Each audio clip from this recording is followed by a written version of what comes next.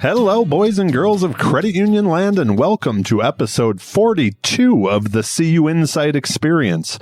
My name is Randy Smith, and I am one of the co-founders of CUInsight.com, and it is my job on the show to have conversations with the best and the brightest of the credit union community. I get to pick their brains and see if we can't find a few nuggets that we can all learn from. My guest on today's show is Monica Belz. Monica is the president and CEO of Kauai Government Employees Federal Credit Union and a bit of a wanderlust just like me. In this episode, we have a wide-ranging conversation about travel experiences, international credit union development, international development, quite honestly, in general, and the benefits to the credit union and the community back home. We talk about what Monica feels will not only keep credit unions relevant in the future, but will lead all of us to excel. As you'll hear, Monica is someone I wanted to get on the podcast for a long time after a conversation we had at GAC this past year. It did not disappoint waiting for this one. How did life in firefighting, being a scuba diving master, the dive master, international business, and in all honesty, never wanting to be in banking lead to a career as a credit union CEO? You'll find out on this episode. So, without further ado, I give you my conversation with Miss Monica Belz. Enjoy and aloha. Aloha, Monica. Welcome to the podcast. Aloha, Randy. Thank you so much. I'm excited to be here this morning. I feel like you say that so much better than I do, but I love saying it. So we can practice when you come visit. Absolutely. I cannot wait. And I try to make it there as often as possible, as we were just talking about before we hit record. I'll tell you, I've been so excited about this. I read and had heard you on the CUNA podcast, and then read the article that they had in CU Magazine about you earlier in the year. And then we had the chance to meet at GAC. And I was just like, oh my God, another wanderlust. This is so much fun. You got to get on the show. So I'm glad we finally connected to make this happen. So thank you again. Absolutely. I love that we are kindred wanderlust spirits. And we found each other in credit unions. That's beautiful. Isn't that a beautiful thing? It's, something that we were kind of just talking about before we hit record. But I wanted to start with something just because I think this probably will set the tone since we've already mentioned wanderlust a few different times. Could you share with our listeners what you would like to do or what you're going to do? We're going to put you on the spot. What are you going to do for your 40th birthday? Oh my gosh. I love that you asked that question because I have a huge plan and it's coming up here in a few years. So I better start getting more details aligned. But I'm going on a probably 5-day overnight rock climbing trip on the wall with my rock climbing team, who are my Hanai family, which in Hawaiian is like your adopted family. So my Hanai brother and sister. And we haven't decided the location yet. It will probably be either El Capitan in California or somewhere in China or Mexico. We're still exploring the spots, but we're going to do a ginormous multi-pitch climb for several days. Oh, that is unbelievable. What was the documentary that was just out about El Capitan? That one, jeez, I can't believe I'm drawing. Yeah, there are a couple. I forget the title too off the top of my head, but everybody's Free Solo. That's what it was.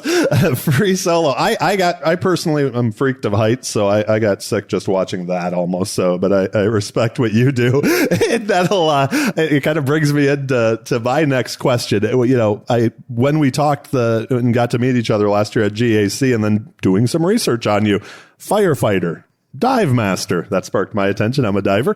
Real estate agent. Rock climber. What else am I missing here? So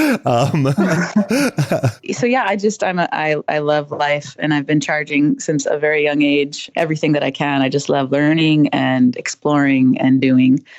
So I started at the age of 11 in international development. My grandparents lived in Tonga. Okay. And Hawaii.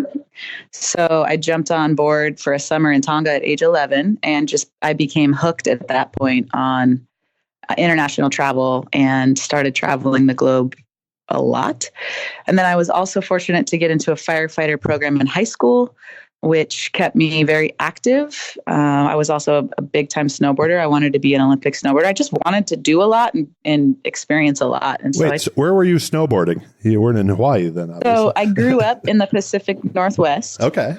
So I grew up on basically Mount Hood, Mount Bachelor, and then Lake Tahoe, a lot of Tahoe snowboarding. And then I'd go to Whistler a few times a year. So a lot of those kind of Northwest mountain ranges, the Sierras, the Cascades, and up in Canadian Rockies is where I grew up snowboarding and mountaineering, and just love the outdoors, love to explore.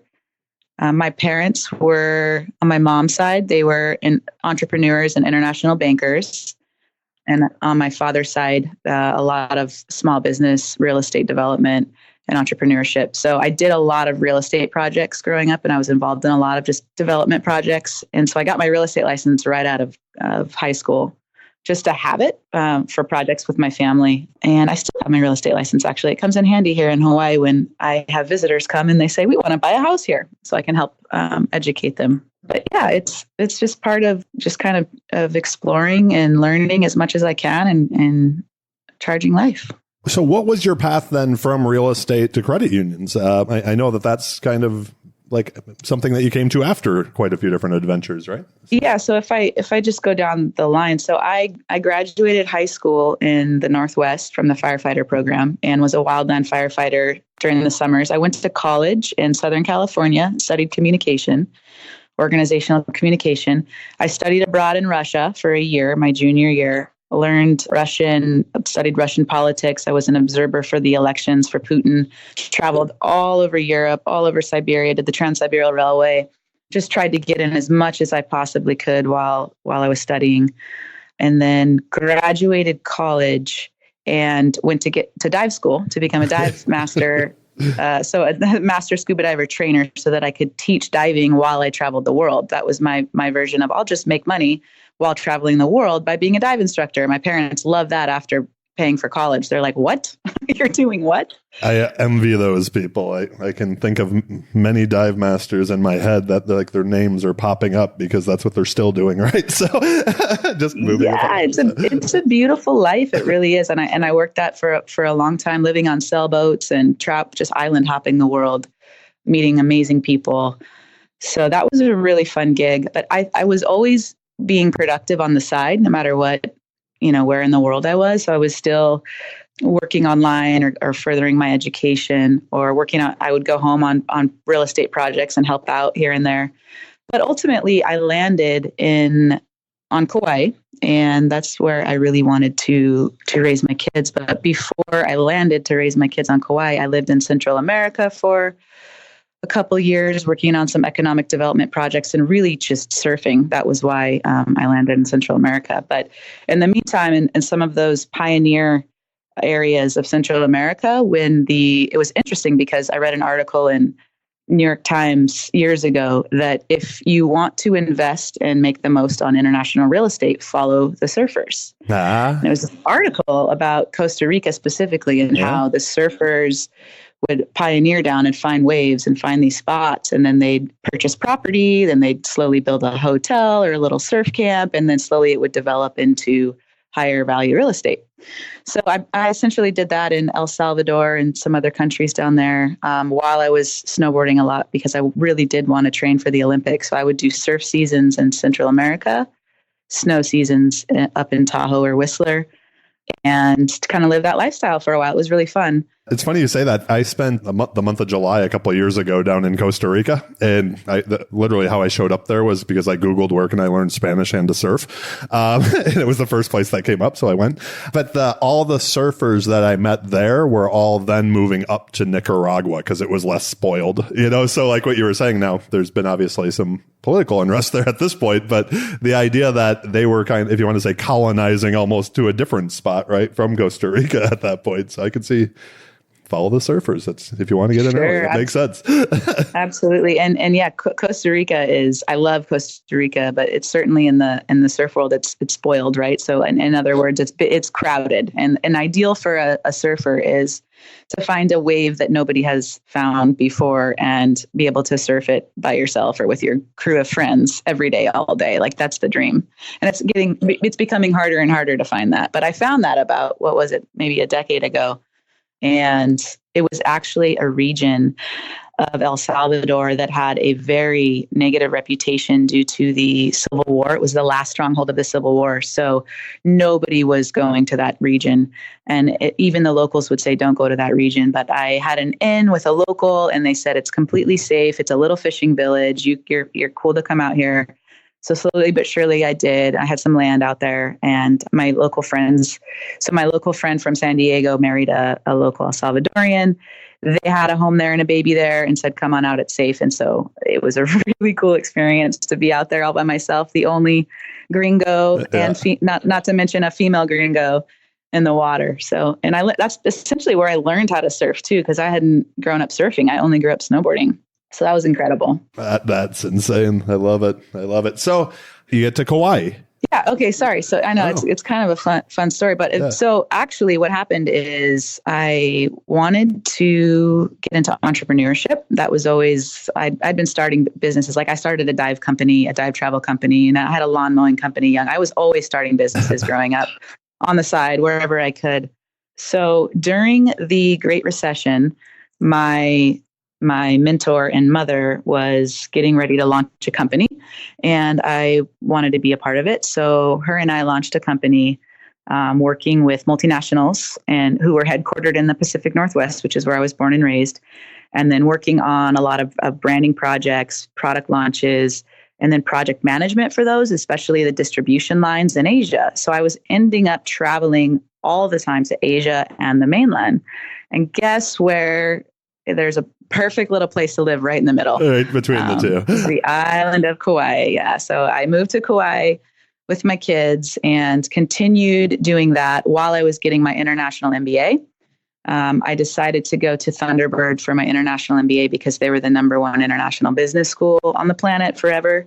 And I was obviously doing a lot of international business, and I could tell right out of the gates I needed some more resources and needed to know the right people in the right places in order to be effective with my company. So I got my MBA and was starting and launching my company at the same time. And it took off. My company just went crazy. It was awesome, especially during the recession. We just found a little niche and met a need that wasn't being met and gained a lot of trust with our relationships. And next thing we knew, we were booming, which again is why I wanted to get my MBA.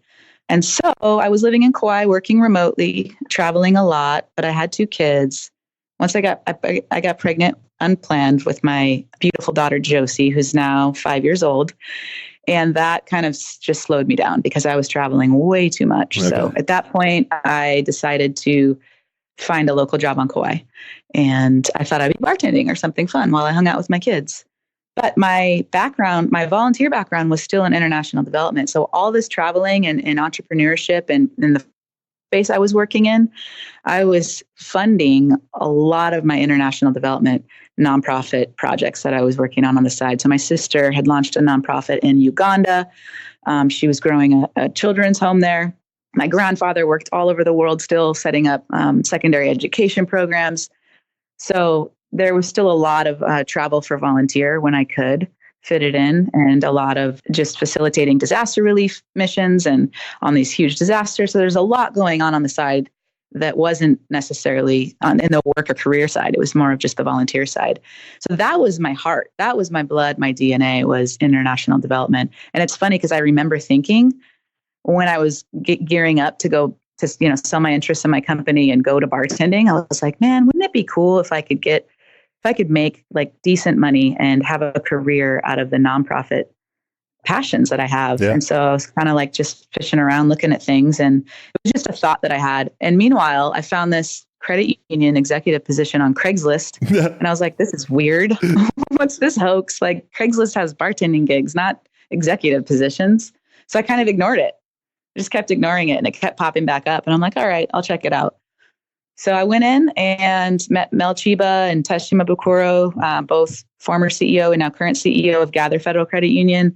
And Mel Chiba asked me, what is your passion? And I couldn't lie because my father was in international banking and I did not like banking and I never wanted to end up in banking. So I said, it's not banking, sir. I apologize.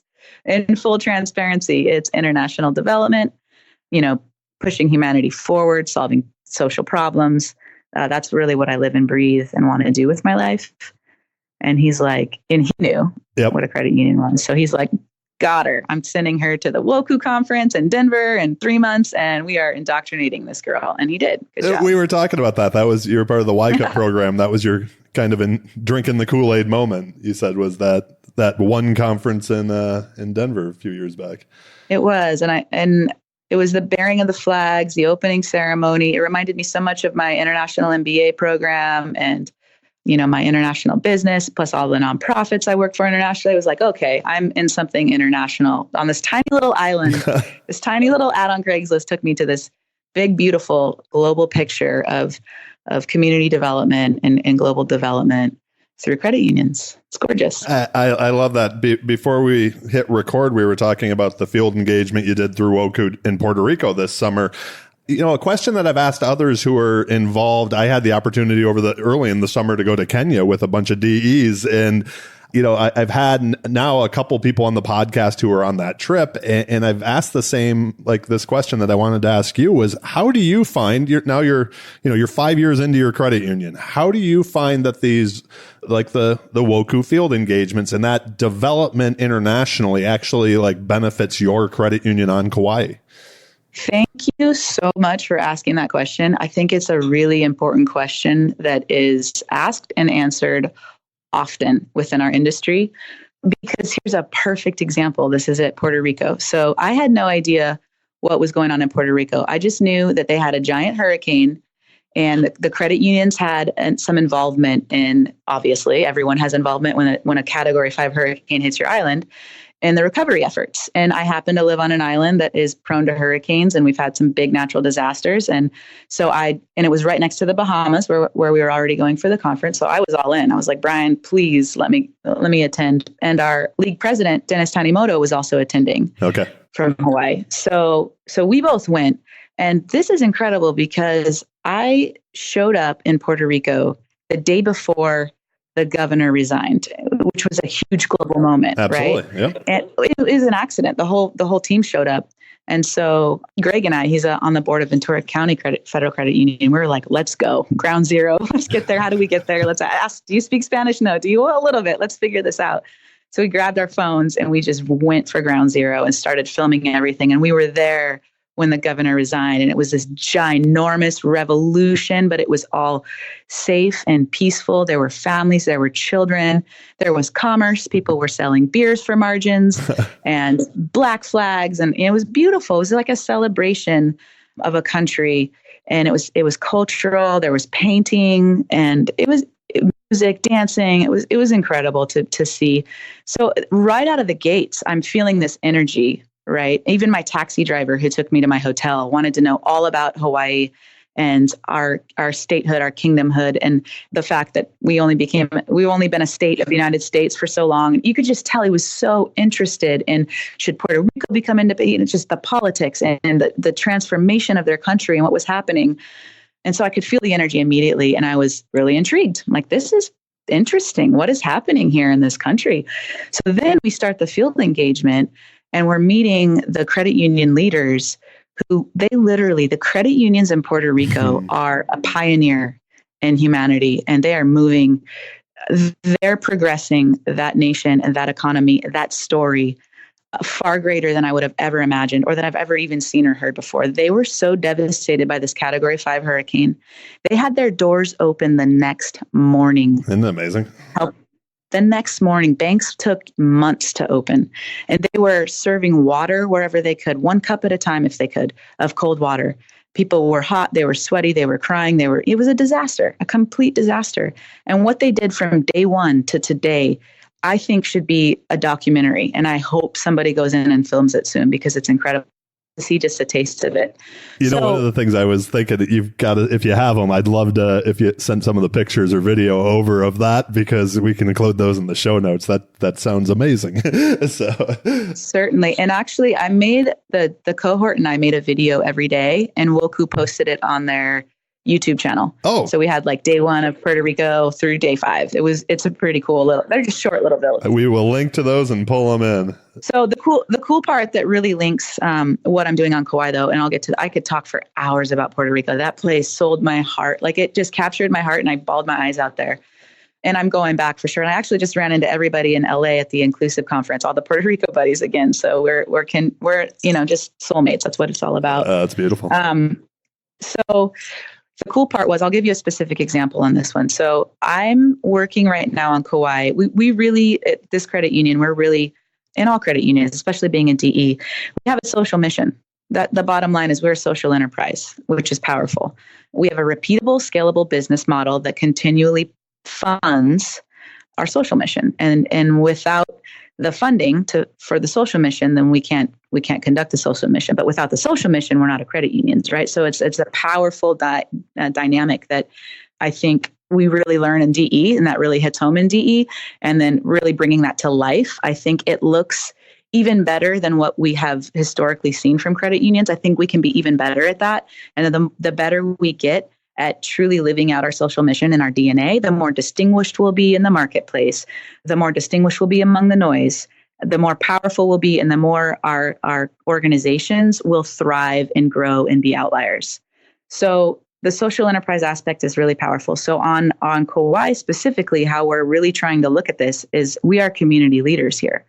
And we want to be sitting at the table for change. We want to know who are the leaders, where are the organizations, who are the organizations, whether it's government, nonprofit, for-profit, chamber of commerce, whatever it is.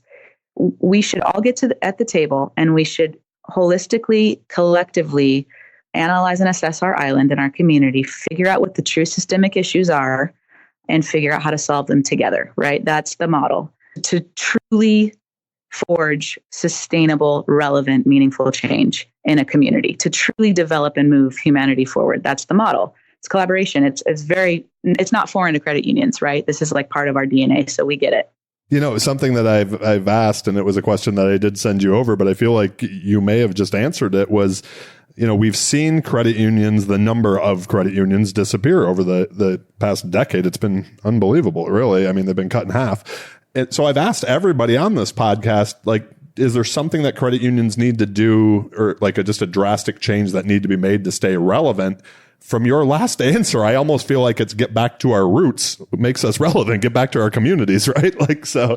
Yeah, absolutely. I think the social enterprise is the key. This is what I want to get my PhD in one day, is this social enterprise aspect. But we were the original social enterprise. Like, now it's cool to be a social enterprise, But credit unions were a social enterprise from the beginning.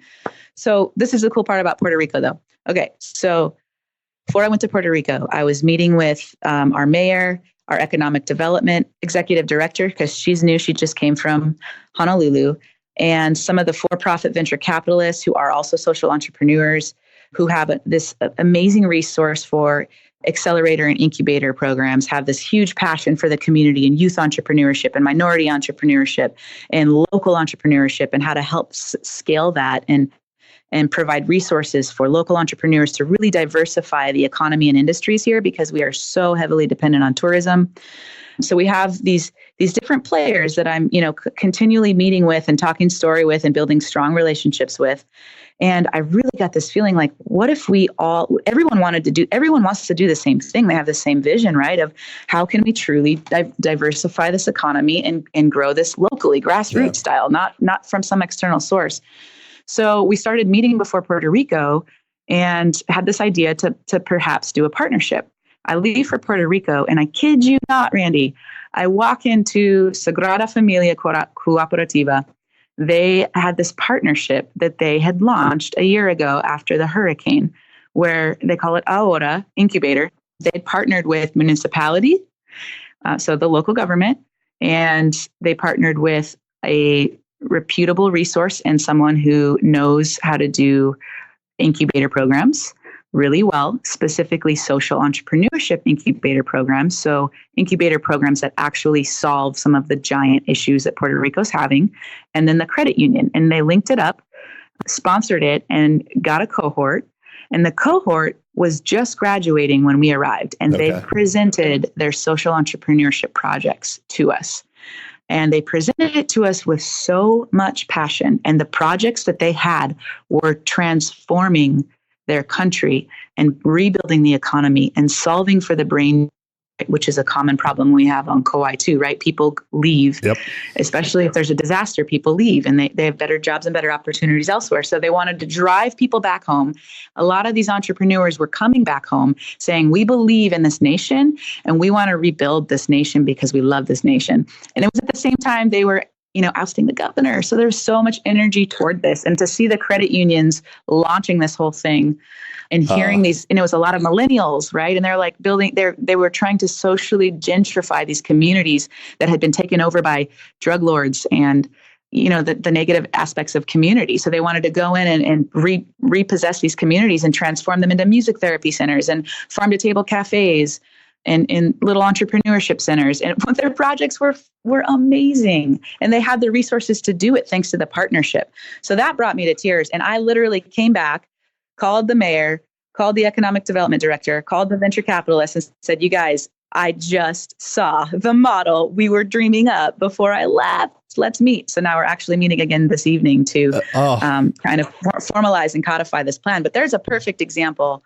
of how you can take what people are doing and all over the world through credit unions and layer that and apply that to your local community. I already know we're going to have a million things to talk about. So we're going to have to down the road do another one of these once you have your community launches that, right? Absolutely. You'll give us I'm sure everybody will want to hear a status update on that. This is also amazing. I'm a huge fan. I've been to Puerto Rico many times. Something about that again. I love the vibe of the people on the island there.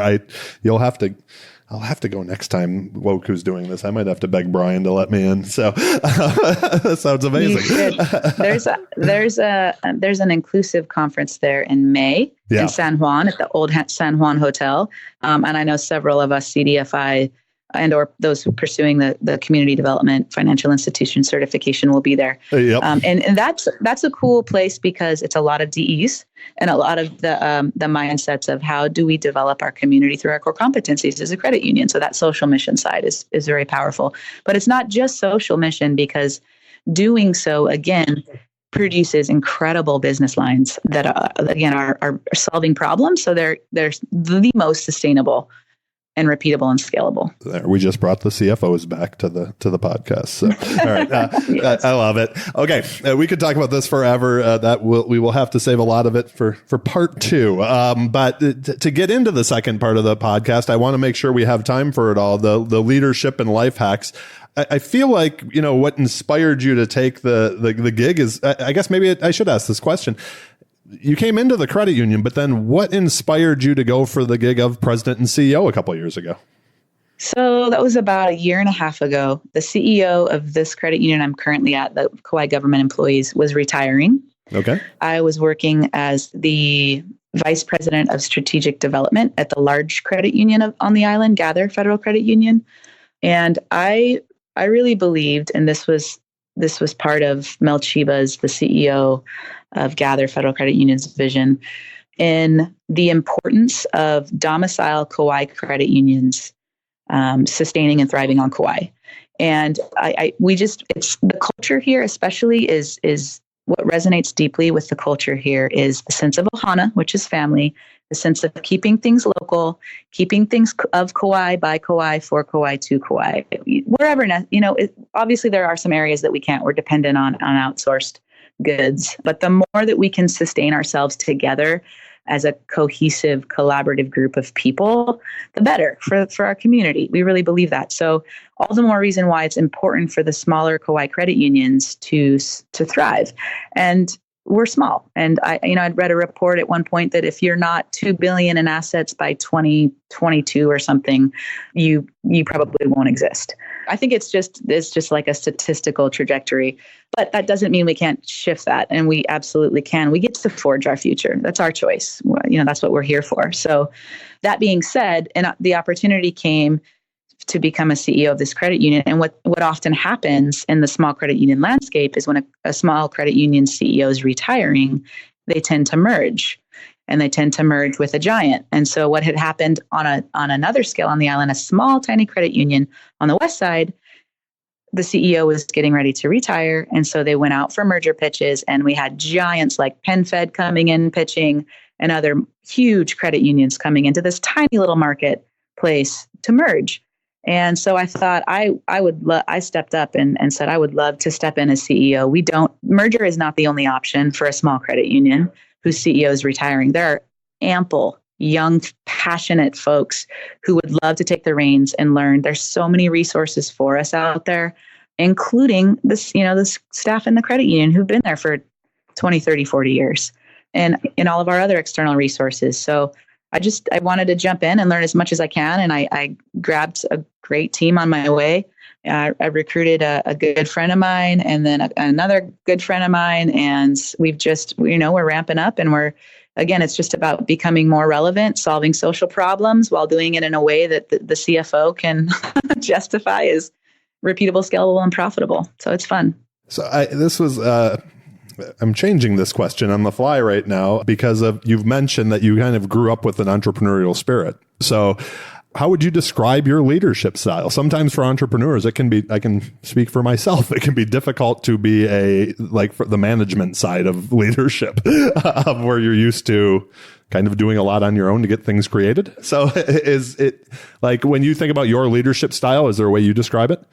Oh, that's a beautiful question. I think it's constantly evolving. I don't have a conclusion at all. I can say what I've experienced and seen thus far is I started my own company. So I've been in the startup space before. And the startup company that I launched was in a very progressive industry, targeting the millennials, Gen Zs, and always thinking 10, 20, 30 years ahead. So coming into banking, which is archaic, credit unions, a little bit more archaic, and then Kauai, that's just naturally, a decade or two or three behind. It was a time warp entirely for me.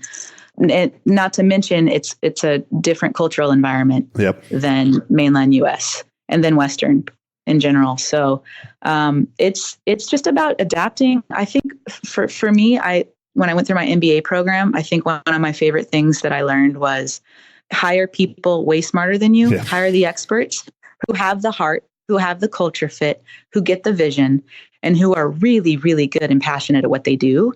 And then put a team together and let that team do what that team can do. And so we have an amazingly diverse team. I think probably one of the more diverse teams I've seen in the credit union space ever. Beautiful. Certainly the most diverse team I've seen in the state of Hawaii. And I tell my team every day, like this, I'm a little hesitant to get too quantified and to say, oh, we're going to hit, this much in asset or that much, because I do want to be creative in the way that we go about it and meaningful and be intentional and not just kind of copy conventional wisdom, but to really think outside of the box and think more innovatively. But I do say, hey, team, we need to be thinking like $1 billion credit union, because look around the room. This is the team of $1 billion+ credit union, bar none, hands down. And so I think that's been one of my keys so far is really good. The A team. It's all about the A team. You can have a B or C product and an A team, and you will make it very far. But you don't want a C team and an A product. I wouldn't want that. Okay. So what is the greatest strength of your A team? Diversity. Okay. Diversity by far. It's funny. We're putting a narrative together about our team right now because one of my business development officers said it really well, but she's like, okay, so basically we have a rodeo cowgirl, Paniola. We've got a gentleman who was raised in a commune in Oregon. We've got an M&A expert from Pakistan. We've got a Lockheed Martin nuclear analyst. We've got Monica, who's just crazy and all over the place. So we just start going through. We've got this mountain woman from Mammoth who, raised 3 kids out in the wilderness. And it's like, wow, our team is so diverse. This is beautiful. Jill talks a lot about, as she's moved her career from being a league president to humanity, about the diversity of thought, not having everybody who thinks the same way. And I remember on a previous podcast also talking to Linda Bodie and about, like the small credit union thinking like a $2 billion one and figuring out how to get it done, right? Like not to be a $2 billion credit union, but how to to be creative, right? Like, and it's something that's resonated with me even in our in CUInsight, and as we look forward. And one of the things that I've quit saying, I just mentioned this, we had a team meeting this morning in Greenville, and I mentioned it, I quit saying the CUInsight way, because what that was Randy's way. Right. And that's because I built the company, from myself and David built the company from the ground up. For a long time, we were just 2 employees. Right. So it was, right. Wow. But to say the CUInsight way was just really my way. And that doesn't help us grow at all. So I don't even use those words anymore. Right. I absolutely love that. You're speaking to my heart. That's such a beautiful thing that you just said, because it speaks to your leadership style of being open to being wrong, and open to change, and open to thinking differently, which is as opposed to defensive or thinking the right way. So just the fact that you can be vulnerable and transparent is such a beautiful leadership style. Oh, well, and then something you mentioned earlier in your answer was then hiring somebody smarter than me, and that's Lauren, who was just on the podcast. So, so you've got this thing dialed. I'm just following your footsteps. No, you're. I think we're kindred spirits. So I could not wait to ask you this question. But is there something your team has heard you say so many times that they can repeat, or finish your sentence? If you ask my team, they would probably embarrass me. But I always say, "Go team, go." Go team, go. I'm like a cheerleader. I'm constantly saying, "Go team, go." So that would probably be what most of them say that I say. But there's probably a lot of things. When you think back to earlier in your career, is there a mistake that you made? You're still, we just talked about your 40th birthday coming up in a couple years. Is there a mistake that you see young leaders make over and over? I hope so. So I'm 36. I'm a millennial. I think 38 is now the cap for millennials. So I've been around millennials obviously my whole life. I am one. I am related to lots of them. I think mistakes are beautiful. I love mistakes. If mistakes are where we learn, now making the same mistake over and over again is a totally different story, but failing forward, right? That's a great book. And making as many mistakes as humanly possible, it will only better you.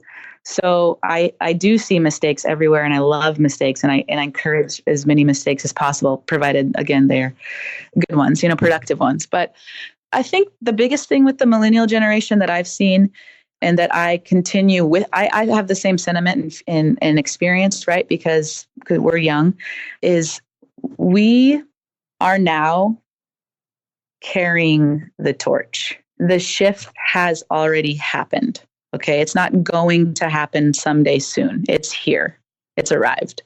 So we need to now hold on to that torch, believe in ourselves, and embrace it and move it forward. And then even be looking to the next generation and saying, how do we prep them to take this torch after us? So I think the area that I continually encourage my young leaders and the young leaders I encounter, and when I say young, maybe I shouldn't say young, the next generation of leaders, or the current generation of leaders, yep, is embrace that and own that. Because when you do, you step into it and move it forward. And I guess you could call this a mistake, or you could just call this an area that we need to continually bolster our mindset in, is knowing that we are now the leaders of the next generation and of the planet, of the entire planet, including our industry, which is a very important industry for this planet going forward. The credit union industry is vital for the future economy of the planet. I truly believe that. So yeah, take the torch and move forward with it. And don't for an instant believe that you're too young, that you're not smart enough, that you're not good enough, because this entire planet was created, and everything we see was created by someone who, like as Steve Jobs says, who's no smarter than us. Absolutely. I love that. Has there been a piece of advice or a life lesson that you find yourself going back to over and over? Wherever you are, be all there. That's one of my favorites. That's a good one. Be present, right? That's where we are. This was the one that I couldn't wait to ask you again. There were so many, but if you have a free day, not doing that you're not doing the work of the credit union, there's nothing on the calendar. We know you have a ton of passions. What do you do to recharge? And maybe a bigger question, what does that work-life integration look like to you? Sure. So work-life balance is really important. I call it Jenga. Work-life Jenga is really important. I have 3 children, 5, 8, and 10. We live on the north shore of Kauai, and our headquarters is on the south shore of Kauai. So the culture here is work-life balance, and the culture in my organization is work-life balance. So a lot of people will bring their children in. We'll have barbecues on the beach with family. That's just a very normal way of life on Kauai, which is why I love Kauai. It's slower paced and it's family first. So my free days, which my weekend warriors usually, my kids and I will grab the paddle boards and our snorkel gear, and we will paddle out to sea. We'll follow the rock line and coral reef along. We'll dive. We'll jump off rocks. I'll get a great exercise because I'm usually dragging them. I was going to say you have a few paddle boards behind you. With the paddle boards behind me. So I get a good workout. They get a good workout. Mother Nature blows our mind. We see turtles. We see dolphins. We see sharks. We get out of our comfort zone. We laugh. We play. We argue. Typical. We get hungry. We get tired, and then we go home and we go to bed. So that's my beautiful free day when I'm not working. That is a beautiful free day. You are in one of the most beautiful places on earth, as far as I'm concerned. So I want to be respectful of your time and get to the third part of the podcast, the rapid fire questions. The questions are rapid. Your answers do not have to be. So do you remember the first time you got into trouble, like memorable trouble that you can share with us? Memorable trouble. Okay. Huge trouble. Yes. When I was in Russia, it was my first couple weeks living there by myself, and it was white nights in St. Petersburg, Russia. So what happens is the bridges go up at a certain time of night, and there's a few islands, and I got stuck on an island with the bridge up, and I was at a bar, and I was out trying to find a taxi, but no taxi could get me back home. So I was kind of stuck there. So I was wandering, and I ended up getting picked up by somebody, and they were driving me into certain places. I didn't feel comfortable with it. So I tried to get out of the vehicle. I was basically kidnapped. My door wouldn't open. Wow. I was panicking. And as he was pulling into this dark alley, a police officer was pulling out of the dark alley, and he panicked and pulled over and let me out and fled off. I couldn't find the police officer. So now I'm on the side of the street. Don't know where the police officer went, but I read in the next morning newspaper, the English version, obviously, because I couldn't read Russian at the time, that there had been several women found dead in these back alleyways. And so, that was like, okay, well, I was meant to be. It was one of my 9 lives. I'm here. Holy smokes. That was big trouble. Yeah, I would say so. Do you have any daily routines that if you just don't do them, your day feels off? Daily routines is my commute, my morning commute with my coffee, my podcast that I listen to, or my music. So I drop the kids off in the morning, and then I drive to the south. I love that car ride. What are some of the podcasts? Of course, Randy's, your podcast. I love yours. I love Tuna podcast, but I like, others like Freakonomics. My friends will send me humorous ones. Sometimes I'll listen to educational seminars or TED Talks. It just depends on what I'm craving for the day, or just some good chill music too. Well, that brings me to the next question. What's the best album of all time? That one you can listen to without skipping a song. Ooh, goodness. This one is tough for me. Tupac. That's awesome. Tupac. I love Tupac. I love Dear Mama. Actually, it's one of the only karaoke's I can do is Dear Mama and then Eminem's One Shot. I came from the rapper days, so millennial. I am now so hoping that there's karaoke at the Hawaii League event that I will also be at this year. So, I'm pretty sure I won first place for my Eminem masterpiece rap at Troy's here on the island, but I don't tell too many people that. Now I've told the world. There we go. Now you have. Is there video by chance? Can we include that in the show notes also? So. We should. No, there's no video. Definitely not a video on that one. So I'm a reader. We have a stack of books in our house that people, and most of them have come from people recommending them. Is there a book over time that you've either gifted often or that you've just recommended that people should read? I love the Umpqua bank story. Okay. I love that story before I even was in banking because I'm from the Pacific Northwest. So Ray Davis he has two of them, but his first one on the Umpqua Bank story is beautiful. It's such a great example of thinking outside of the box about a somewhat boring and non-sexy industry and making it incredibly relevant and thinking about it as retail because it is, and people and community. So that one I give to everybody, everywhere I go. I think there's a lot of people from the Pacific Northwest who really kind of watched that story, because I know Mark Weber from Weber Marketing, or now Strum, who's been a longtime mentor of mine. I've heard him mention that story many times over the years. So, as you've gotten older, what's become more important to you? Is anything? And my favorite part of this question: what's become less? My time, just my time with my ability to have autonomy and independence over my time. Most important, and I like to spend that outdoors in the nature with people I love. And has anything become less important? Everything else. Everything outside of time. Everything else. I get it. There's a question I didn't send you. When you hear the word success, who's the first person that comes to mind? Language is so powerful. Success. I would say my mom. And my mom, she's successful in probably every way, in every definition of the word success. But where I see her the most successful is how grateful she is at everything she has and everyone she has in her life, how she chooses to be happy no matter what happens and to believe everything will be okay, and has a beautiful life. And she just gives and gives and gives. And the more she gives, the more she receives and has the capacity to give more. And I've just seen this model my entire life work really well. And it's kind of counterintuitive to a lot of your, human nature. So it's been a beautiful thing to watch. And she's incredibly successful at that. That is a beautiful way for us to wrap this up. I will add that mom, now that we're 40 some episodes in, is by far the most popular answer on the show. And also the reason that is my favorite question is because we all define success differently, right? So it's like you said, language. I absolutely love asking people that question. I thank you again for taking the time and making the time. This has been so much fun. I know we will do it again in the future. Do you have any final thoughts or asks of our listeners? I would say keep in touch, everybody. Let's collaborate. Let's share knowledge. Knowledge is power. Let's share passion.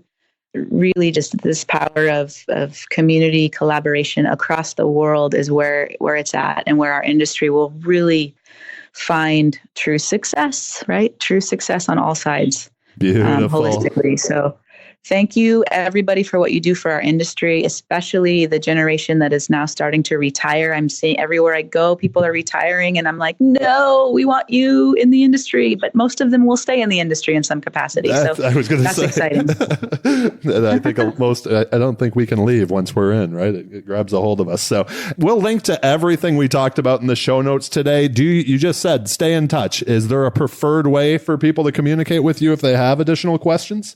Sure. I'm on LinkedIn, Monica Belz, Belz. So connect with me on LinkedIn and let's talk story. We will link to that in the show notes as well, obviously. And obviously, when people come visit Kauai, they should look you up. So I thank you again so much for this, Monica. I hope you have the most amazing day. Thank you so much. Thank you, Randy. We love you and all that you're doing. Keep the podcast coming because I listen to them every morning. Yeah. Thank you. Aloha, buddy. See you soon. Aloha.